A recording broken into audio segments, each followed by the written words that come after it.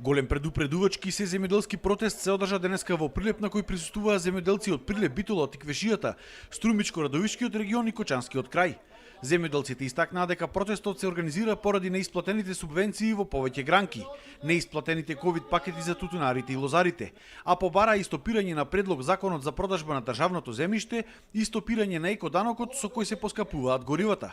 Земјоделците обвинија дека имале притисоци да не учествуваат на овој протест, но сепак тука се појавиле најхрабрите и оние кои што не биле партиски обоени од никоја страна.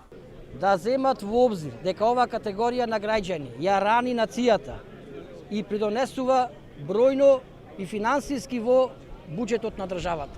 Треба да имаат во обзир на нас како на луѓе кои што се мачиме по нивите, работиме по нивите, а тие уживаат по канцелариите. Присутни беа и лозарите од Тиквешијата и производителите на ориз од Кочанско, кои што рекоа дека откупните цени за овие две култури биле катастрофални и под производната вредност за килограм ориз или килограм грозје. Велат дека ако се продолжило со оваа политика, нема да можат повеќе да издржат. Ситуацијата е катастрофална, откуп немаме, цената нагло падна, а еве за 2 месеци имаме нова реколта, нова жетва, имаме некаде од 50 до 60% за останат ориз од лани.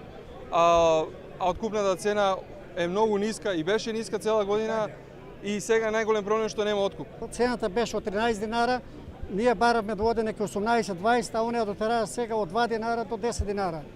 И вој не е издржливо. Ако бидуе така па поланска цена да го откупуваат, тогаш поарно ние да го исечеме лозите. Не ни треба. Заштитната цена треба најмалку да биде, ние тоа и лани го бараме, 3 години го бараме. Да биде најмалку 17 за вранецот, а 15 смедревката плюс треденари дополнителна мерка од државата. Тутунарите пак обвинија дека поголем дел од нив кои што лани повикале второстепени комисии за нова проценка на тутунот. Сега откупувачите како казна не им склучувале договори за оваа реколта.